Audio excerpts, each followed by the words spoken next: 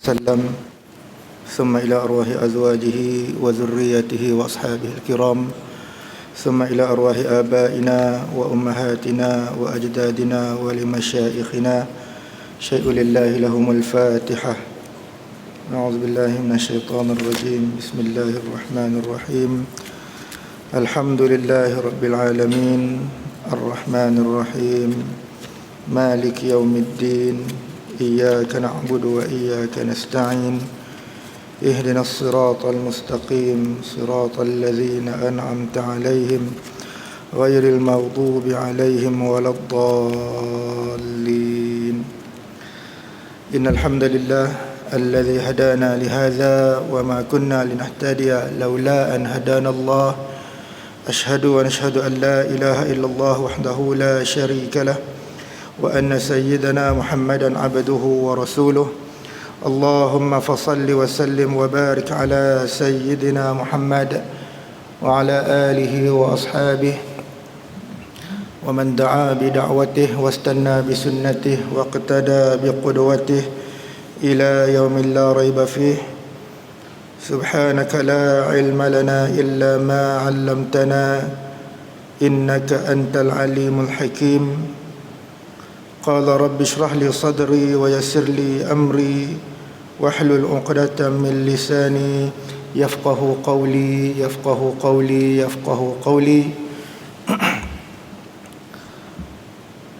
وبعد.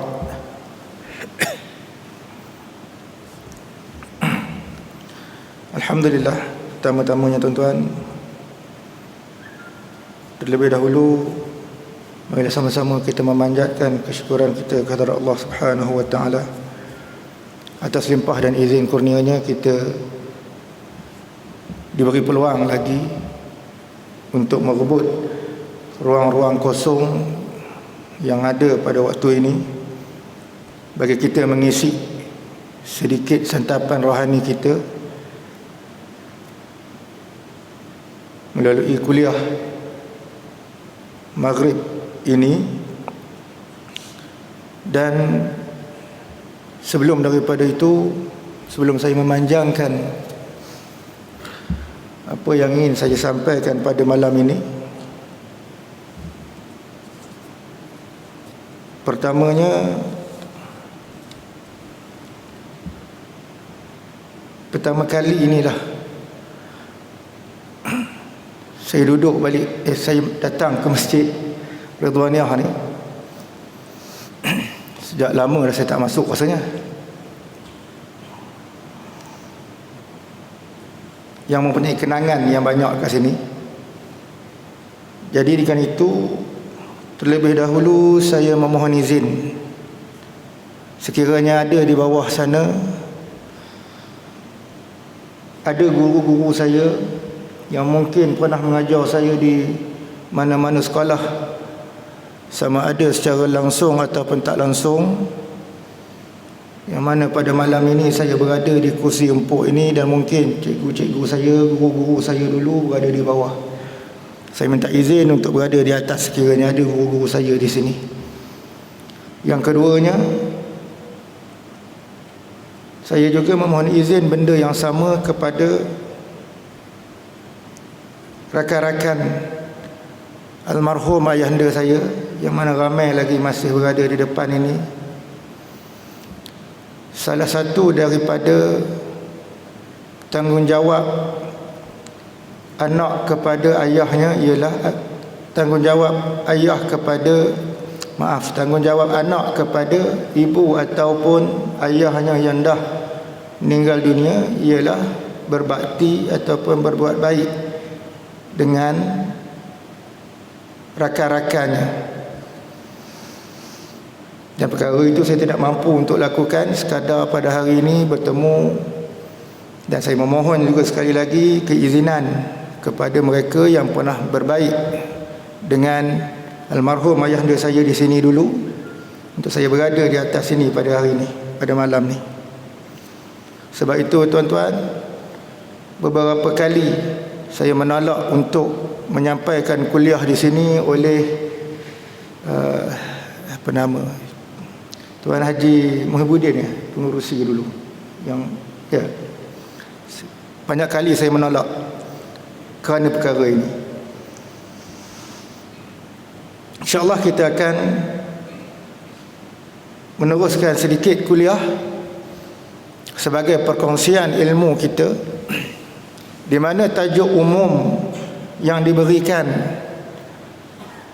Ustaz Razman memaklumkan pada saya untuk memberi tajuk umum, tidak terikat kepada mana-mana kitab.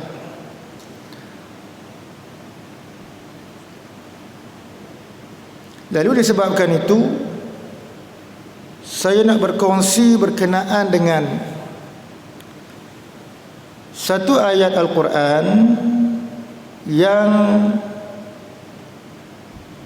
diiktibaskan, yang dijadikan doa majoriti daripada kita,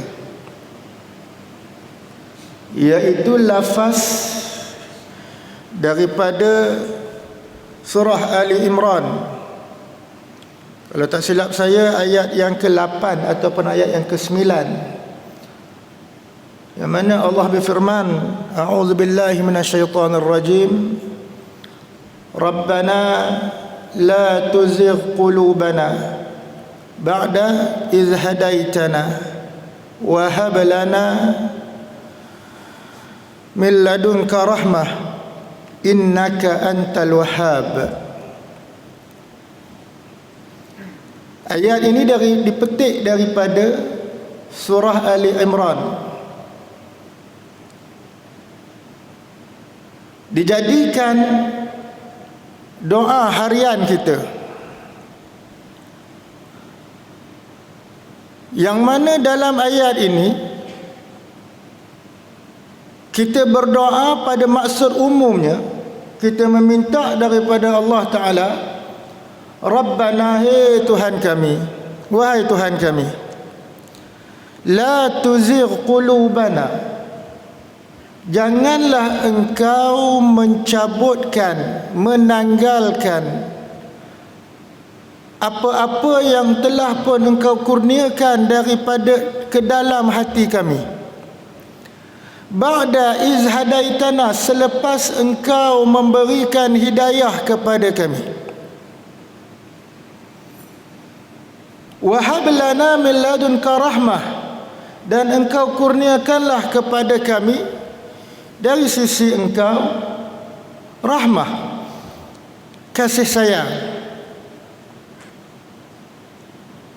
Innaka antal wahhab, dan sesungguhnya engkau adalah sebaik-baik pemberi kurnia. Tuan-tuan, saya nak cerita, nak kongsikan, ataupun saya nak menegur diri saya sendiri khususnya, dan seterusnya kita kongsi bersama berkenaan dengan satu perkara, iaitu yang kita sebut sebagai hidayah ataupun huda, dalam bahasa kita petunjuk.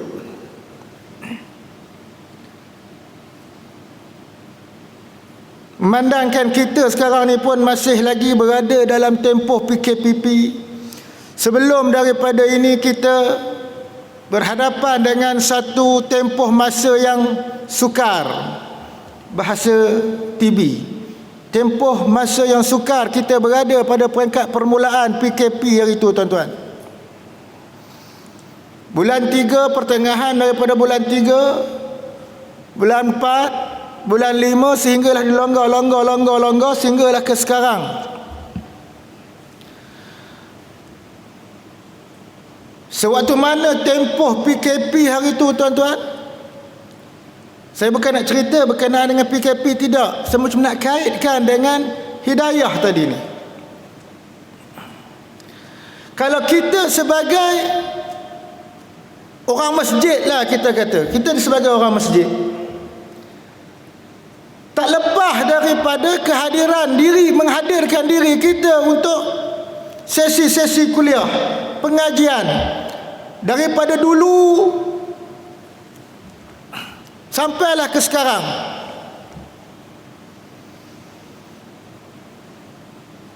Mudah-mudahan pada waktu ini kita ni tergolong daripada golongan yang diberikan naungan oleh Allah Ta'ala pada hari akhirat nanti. Kan Nabi kata dalam hadis dia, sab'atun yuzilluhumullah yawma la zilla illa zilluh, kan? Ada 7 golongan yang mana akan dipayungi oleh Allah Ta'ala di hari akhirat pada hari yang tidak ada naungan selain daripada naungan Allah. Tidak ada payungan selain daripada payungan Allah. Salah satu daripada 7 golongan itu disebut rajulun qalbuhu muta'alliqun bil masjid, atau kama qala Rasul sallallahu alaihi wasallam, hati seseorang yang sentiasa bertaut dengan masjid. Kita tengok, kalau kita, yalah, semua majoriti daripada kita ni ada WhatsApp, Facebook, Instagram dan seumpamanya dalam media sosial.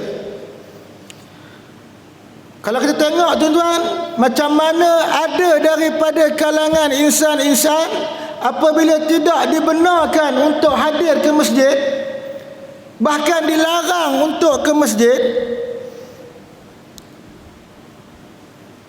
mereka jadi macam marah, kan?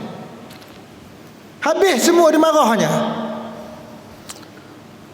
Imam masjid, pegawai masjid, pengurusi masjid, AGK masjid, jawatan kuasa fatwa, jaib, maib, habis dirangkum sekali, semua dimarah. Tapi tuan-tuan, apabila diberi peluang untuk hadir berjamaah semula, berdasarkan penelitian masing-masing lah, apabila diberi peluang untuk hadir balik ke masjid, apa yang kita dapati ialah kehadirannya masih sama macam sebelum PKP. Kalau kita dengarlah dalam Facebook, Instagram, duk cara maki ke penguasa-penguasa pemerintah dan sebagainya ni, kalaulah dibuka pada tarikh subuh Jumaat pertama untuk 40 orang itu, macam nak runtuh dah masjid ni. Orang semua masuk, tak ada siapa dah kat luar sana sebab takut. Tapi tak. Kenapa tuan-tuan? Kenapa kita masih lagi berada di sini? Tuan-tuan masih berada lagi di tempat tuan-tuan sekarang, atas sejadah. Dan ramai lagi kawan-kawan kita yang tak ada pun bersama dengan kita di sini. Sebab hidayah. Poin dia sekarang ialah sebab hidayah. Satu nikmat yang paling besar Allah beri kepada kita ialah hidayah yang saya maksudkan. Bukan senang kita nak mengekalkan hidayah yang ada ni.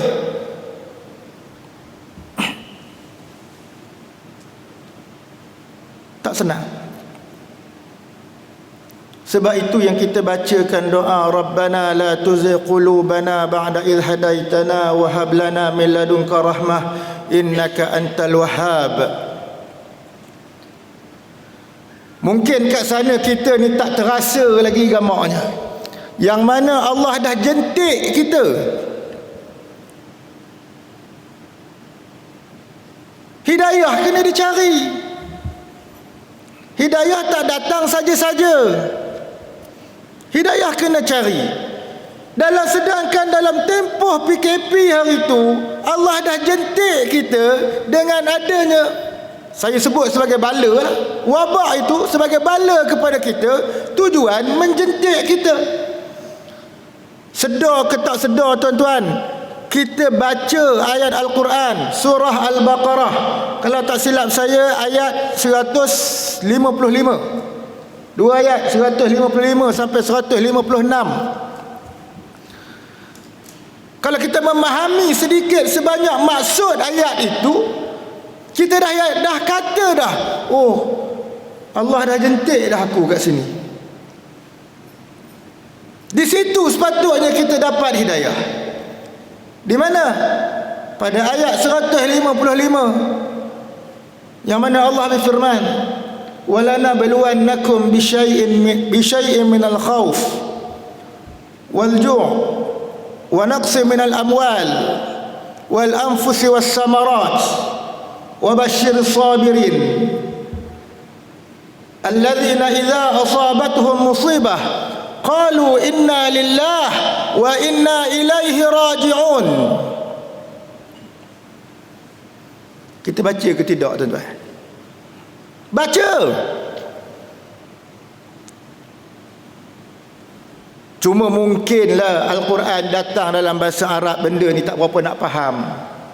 Tapi kalau kita memahami sikit daripada ayat itu, sebenarnya Allah telah pun menjentik kita kerana kita berada di dalam itu. Walana baluwannakum, satu kepastian yang Allah sebut, dan sesungguhnya kami pasti akan menguji kamu. Walana baluwannakum bisyai'in minal khauf, dengan sesuatu rasa takut. Takut, ada mufassirin menghuraikan takut di sini ialah takut kepada musuh.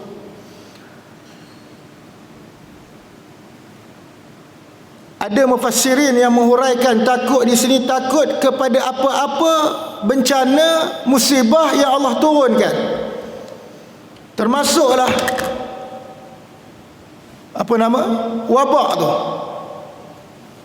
Sampai sekarang kita pun merasa takut, walaupun dah makin berkurang. Allah campak rasa takut dalam hati kita ni sampai sekarang ada. Kalau tidak, tak ada kita pakai mask ni, tuan-tuan. Walaupun sekarang ni dagu yang pakai, bukan hidung dah. Pakai. Jarak, jaga lagi. Sampai ke semayang kita jaga jarak. Takut. Yang bantah lah, cerita lain lah pula. Semua benda kita takut. Sedar ke tak sedar je. Mula-mula PKP kita duduk di rumah, tak keluar. Nak pergi gunting rambut pun takut. Nak gunting rambut apa, kedai tak buka. Tak ada lah ya. Rasa takut. Dah lah takut dengan Covid, takut dengan denda RM1,000. Usaha cari jalan tak nak, lalu kot roadblock, silap-silap kena patah balik. Takut. Tak sedar lagi kita. Allah campak takut tu tadi. Walju', Allah campak pula rasa lapar.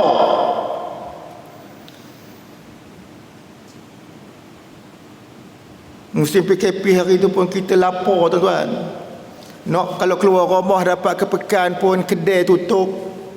Nak makan roti canai pun pagi tak boleh. Duduk di rumah. Makan apa yang ada. Market pun tak buka lagi. Mula-mula dululah, sebelum dia benarkan.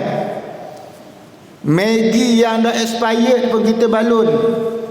Lapar, cerita yang lapar yang Allah campakkan pada kita tu. Dah habis, tak ada benda apa dah di rumah. Cari, buka Facebook, buka internet macam-macam. Cari nombor telefon, kod ada, kedai-kedai buat COD, order makan. Ni saya nak ngabarkan benda yang saya buat lah. Terasa lapar itu, cari makan. Tak ada orang berjual, tak ada orang nak hantar rumah. Buka lagi, kod ada tepung. Masa itulah jadi macam-macam koi caca merba yang berlaku. Asalkan boleh makan. Lapar. Wa naqsim minal amwal, dan Allah beri campak, jentik kita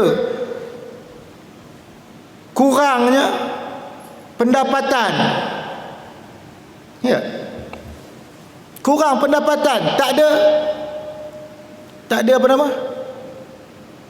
tak ada berduit, tak ada kerja. Masa itu kan keramai orang marah ke orang kerja government ni. Dia kata lebih-lebih lagi cikgu boleh tak? Goyang kaki dapat gaji. Tapi tuan-tuan, hakikatnya orang di kampung memang susah. Bagi mereka yang nuri getah, nyawit, memang susah. Contohnya tuan-tuan, tarikh 12 hari bulan 5, pada waktu itu dah dimulakan apabila kerajaan umum hari Isnin 12 hari bulan 5 dibenarkan untuk sektor-sektor ekonomi tertentu dibuka, bank dibuka, banyak benda lah dibuka. Dan pada waktu itu tuan-tuan, saya bawa satu jumlah duit dalam bulan puasa kan, satu jumlah duit nak masuk dalam RHB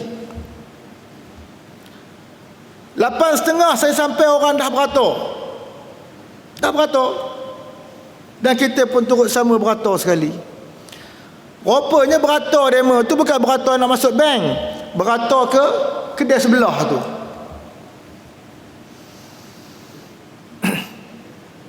Kebetulan saya beratur tu, belakang saya tu ada seorang pakcik daripada satu kampung belah-belah Ngala ke Manung tu. Sembanglah dengan dia, bertanya sepatah dua, tanyakan, apa pakcik beratur di sini? Sajalah nak nunggu pintu penjara tu buka. Dia katanya kedai tu penjara sebab ada line pagar tu kan. Penjara katanya.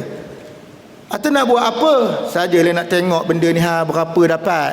Dia tunjuk geran tanah. Bila tengok nama dia lahir tahun 38. Tahun 38, umur berapa tuan-tuan? Ada 82 tahun. Lebih kurang apa itulah, 80-an. Pergi ke kedai itu nak tengok geran dia tu berapa dapat. Sebab apa? Waktu dalam tempoh sebulan yang pertama, sebulan apa?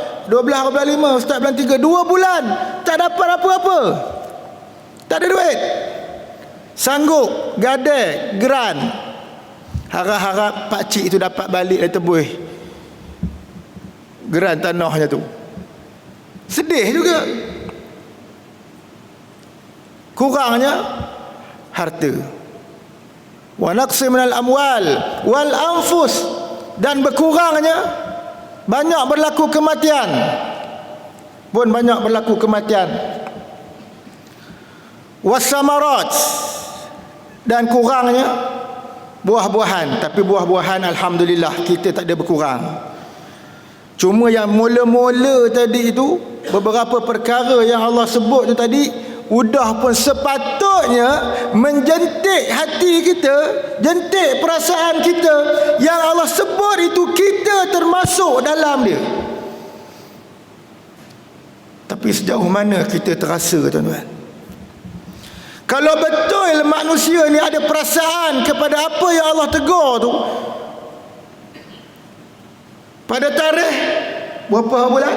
15 hari bulan, ya, 15 ataupun 16 hari bulan 5 kalau tak silap, apabila dibuka balik masjid, kenapa tak ramai? Kenapa tak ramai? Kita mempersoalkan perkara itu. Oh, berbalik kepada persoalan hidayah, kan? Sewaktu mana Nabi SAW menghadap Abu Talib, sewaktu mana Abu Talib sakratul maut, pak saudara yang dia sayang, kan? Datang Nabi SAW pergi jumpa, duduk dekat kepala Nabi. Duduk dekat kepala Abu Talib. Nabi duduk dekat kepala Abu Talib, bisik ke Abu Talib, Pak saudaraku, ucaplah la ilaha illallah, mudah-mudahan kamu beroleh syurga.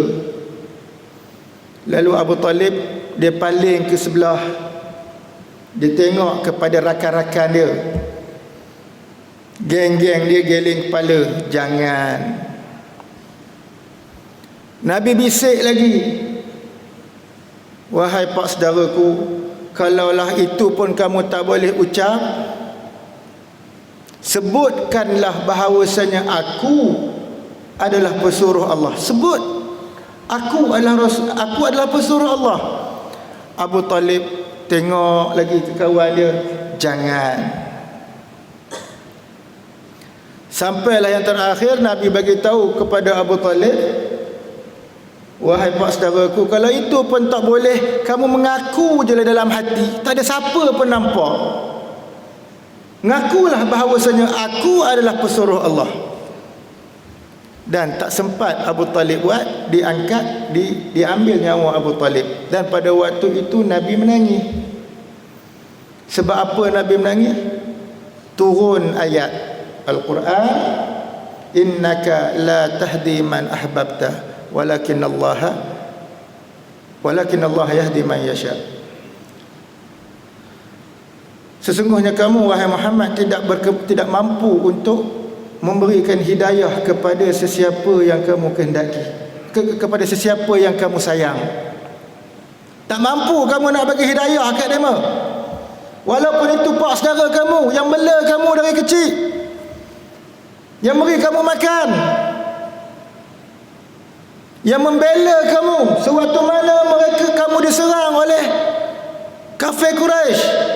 Sayangnya kamu dekat dia, kamu tak mampu nak memberi hidayah untuk mengislamkan dia. Itu sebab tuan-tuan, berbalik kepada tadi, hidayah bukan satu perkara yang boleh kita nak harap datang suka-suka ke kita. Rabbana la tuzigh qulubana ba'da idh hadaitana wa hab lana min ladunka rahmah innaka antal wahhab. Dan kita tak nafikan juga tuan-tuan, sewaktu mana musim PKP ni, selain daripada kita mampu, selain daripada kita rasa kita ni diuji oleh Allah Subhanahu Wa Taala, banyak juga ilmu-ilmu baru yang kita dapat pun kita tak sedar juga. Sepanjang tempoh PKP tu, dengan apa yang orang marah, yang saya sebutkan tadi, orang marah kepada majlis apa semua tu, banyak ilmu baru yang kita dapat. Ilmu yang macam mana tuan-tuan? Antaranya ilmu larang. Apabila pihak MKN, kerajaan melarang kita solat berjemaah ramai-ramai, sudahnya tinggal kita je, 3 orang, imam, bilal, siap. Masjid Kuala ni wallahu alam lah. Kalau masjid kampung bising 3 orang je. Boleh ke nak angkat fardu kifayah kemar ni? Masjid Kuala, masjid tuan yang tak apalah ramai, apa tuan-tuan guru berkata ni, alhamdulillah boleh terang. Tiba-tiba Jumaat, sampai ke hari Jumaat tak boleh sembahyang Jumaat.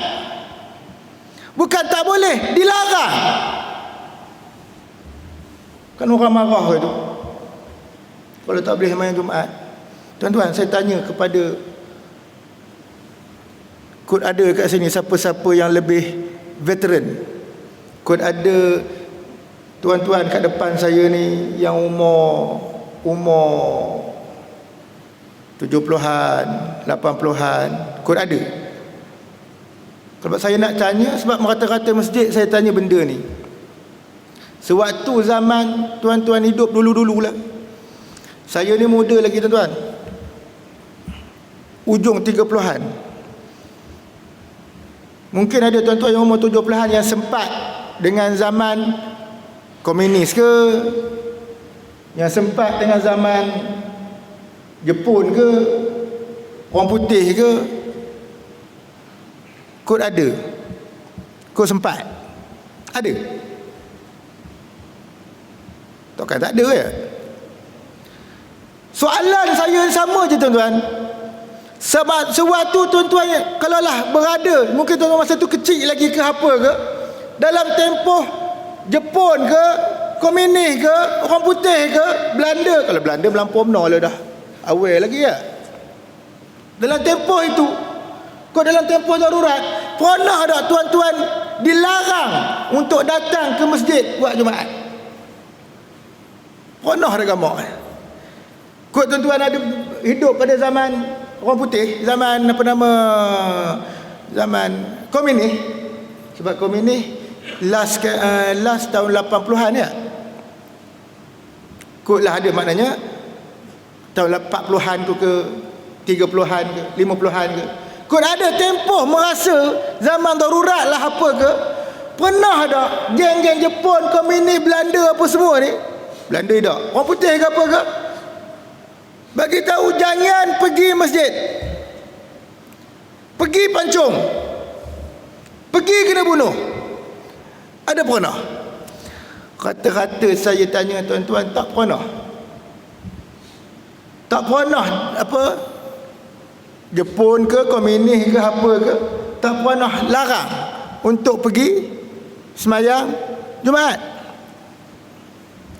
Tiba-tiba tahun 2020 benda ini dilarang oleh pemerintah. Orang Islam pula tu, orang Islam, orang kita melarang kita daripada pergi sembahyang Jumaat. Tak boleh sembahyang Jumaat. Di sinilah datangnya ilmu fiqh keutamaan, fiqhul awlawiyat. Untuk kita faham kenapa kerajaan larang untuk menjaga 5 benda kan. Untuk menjaga nyawa, hak nyawa, untuk menjaga nyawa, keturunan, agama, harta, apa lagi? Nyawa, agama, nyawa, harta, keturunan, harta. Cukup 5. Dalam nak menjaga nyawa, pemerintah larang untuk kita pergi sembahyang Jumaat. Kalau ada yang pergi juga, yang bantah barut, buat juga sembahyang Jumaat, pada waktu itu silap-silap boleh berdosa. Kerana apa? Melanggar perintah ulul amri, melanggar arahan pemerintah. Lepas itu dibenarkan pula Jumaat 12 orang. Bising. Kema ni daripada kecil, daripada tadika sampai ke sekarang, semua mengatakan sembahyang Jumaat kena 40 orang. Mana ada sembahyang Jumaat boleh 20 orang? Cempera habis kat bawah, kat luar. Jadi tuan-tuan tanyalah mana-mana guru-guru takmir mungkin ada ya kat sini. Diarahkan untuk bagi penerangan kepada masyarakat. Cari-cari ya Allah, sikitnya ilmu ya Allah beri kat kita. Ulama-ulama muktabar dulu dah jauh dah bincang berkenaan dengan hukum solat Jumaat. Kurang daripada 40. Banyak pandangan, banyak pendapat. Bukannya pandangan yang kecil-kecil. Semua pandangan tu pandangan ulama-ulama besar, termasuk daripada kalangan mujtahid mutlak, mazhab yang 4. Cuma daripada qaul yang bawah. Sebabkan kita ni tuan-tuan berpegang dengan Nusantara, kita ini berpegang dengan pandangan mazhab Imam Syafi'i rahimahullah, maka kita pun dicerita betul lah tu. Tok-tok guru kita dulu sampai sekarang dia mengatakan sembahyang Jumaat kena 40 orang. tak termasuk imam. Kurang 40 tak jadi, tak terangkat Jumaat, kena buat Zuhur. Betul lah. Tapi apabila datang satu illah, datang satu perkara yang menghalang kepada 40 orang tu, maka kita boleh mengambil mana-mana pandangan yang agak kuat. Cari-cari tuan-tuan, ada dekat 13 qaul pandangan berkenaan dengan hukum semayang Jumaat. Tak payah kita nak hari itulah, tak payah kita nak berkelahi. Kalau saya sendiri tuan-tuan, orang tunjuk, ada jemaah tunjuk muka, tunjuk gini, tunjuk muka. Kalau saya kapio tak semayang Jumaat, ustaz nak tanggung. Jangan main. Kapio terus. Yalah, geram gamaknya dah 13 minggu tak boleh semayang Jumaat. 13 minggu tak boleh semayang Jumaat. Lepas itu boleh semayang Jumaat 12 orang. Udah 12 orang AJK je pula. Kan? Macam mana nak buat tuan-tuan? Kita katalah tak apa hal pun saya tanggung. Cakap je lah orang itu. Sebab apa? Yang nunjuk muka tu orang veteran. Kena jaga juga hati dia ni. Ngangguk aja. Balik yang cerita tadi, ilmu jadi mana? Kita boleh dapat banyak pandangan berkenaan dengan keharusan solat Jumaat. Bahkan ada pandangan yang mengatakan paling-paling sikit Jumaat boleh buat walaupun seorang. Paling-paling sikit. Ada juga pandangan yang mengatakan seramai 3 orang. Kalau tak silap saya yang kita pakai hari itu, pandangan Imam Malik, iaitu sekurang-kurangnya 4 orang. Dan pandangan Imam Hanafi, sekurang-kurangnya 12 orang. Jadi para sarjana agama kita, para alim ulama kita di atas nun, buat perbincangan macam mana nak mengharuskan. Lalu boleh buat semayang Jumaat tak kurang dari 4 orang, jangan lebih daripada 12 orang. Sebab risau kalau kumpul ramai-ramai, kod-kod ada terkena, boleh membawa, boleh menyebab kepada kematian. Na'udzubillah. Itu ilmu yang kita dapat. Boleh pula semayang berjemaah 40 orang, semayang Jumaat 40 orang.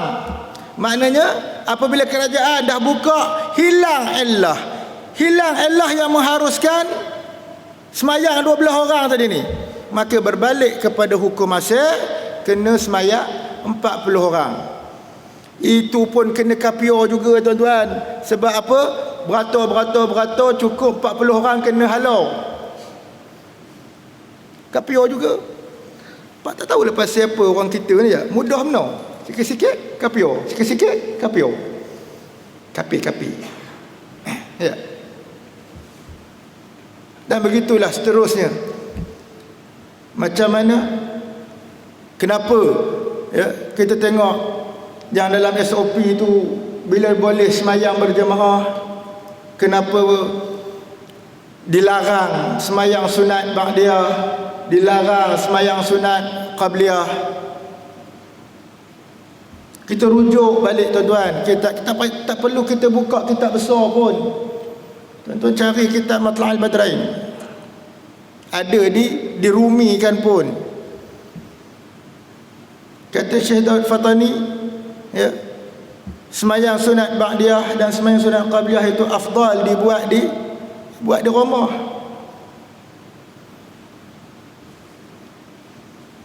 Buat masjid tu kerana kita datang ke masjid. Tapi sewaktu mana kita dilarang, sepatutnya kita duduk di rumah. Bukan semayang sunat tu di rumah.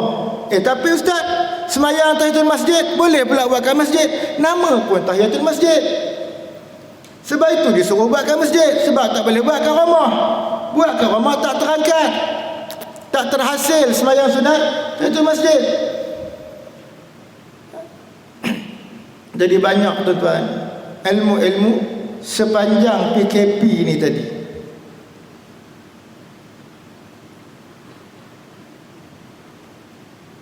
kita pun banyaklah juga bertawakal.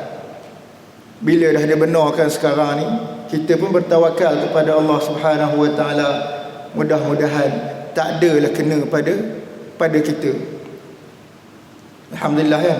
Sekarang ni dah makin kurang. Tiba-tiba hari ni jadi 10 balik. Jauh lari tajuk saya ni.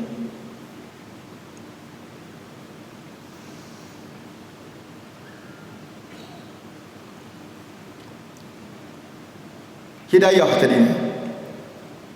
Macam mana pula bila kita yang dah ada di sini masih lagi kekal dengan hidayah yang Allah bagi? Macam mana kita nak tarik demo? Kita nak ngabarkan pada kawan-kawan kita. Jom, Allah dah petik dah kita. Allah dah jentik dah telinga kita. Allah dah tarik dah rambut kita. Jomlah kita sama-sama balik. Setidak-tidaknya datang untuk sembahyang berjemaah. Perkara ini kalau kita mampu buat, insya-Allah tuan-tuan,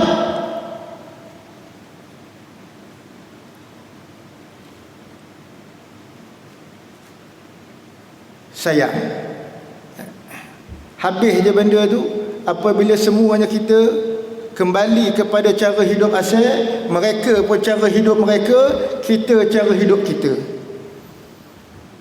Bagi yang berkebun, musim neroyan, orang yang musim neroyan terus dengan jaga neroyannya. Kadang-kadang semayang pun dia mau tak buat. Tuan-tuan tanyalah orang yang jual neroyan dekat tepi jalan.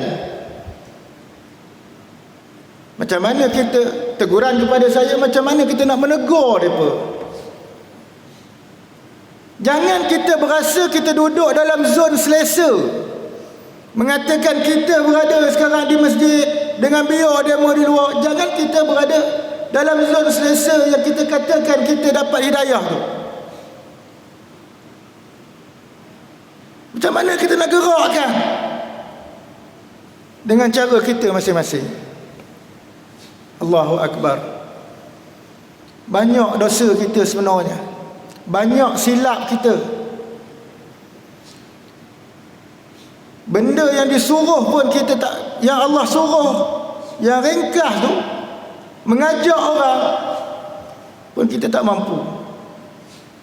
Ud'u ila sabili rabbika bil hikmah. Apa? Ud'u ila, astaghfirullahalazim,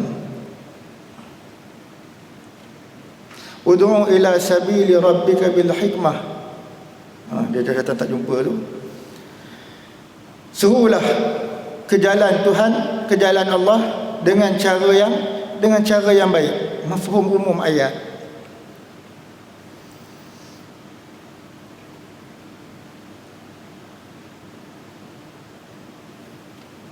Tak boleh tuan-tuan. Dia jadi sebab. Ya. Takut nanti bagaimana orang sehingga boleh jadi tak syukur kepada doa Nabi SAW. Nabi pernah berdoa.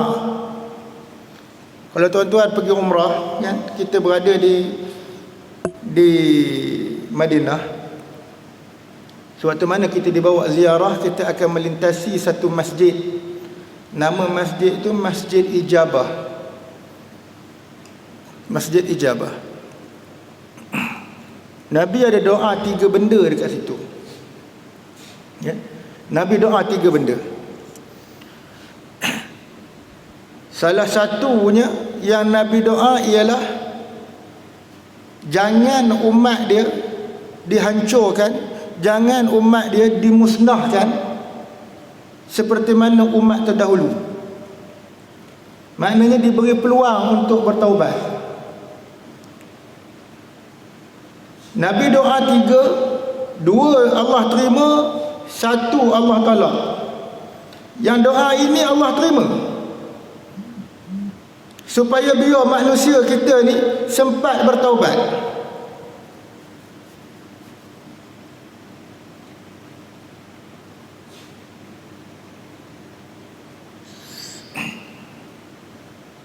Macam mana kita nak menyebabkan orang lain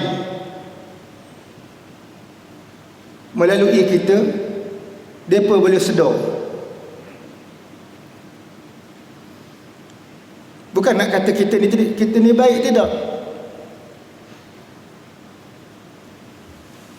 Kehidupan kita jalan macam biasa, tapi nak seru orang berbalik kepada apa yang Allah jentik kita tadi ni. Biar kita berada terasa, biar kita terasa sebagai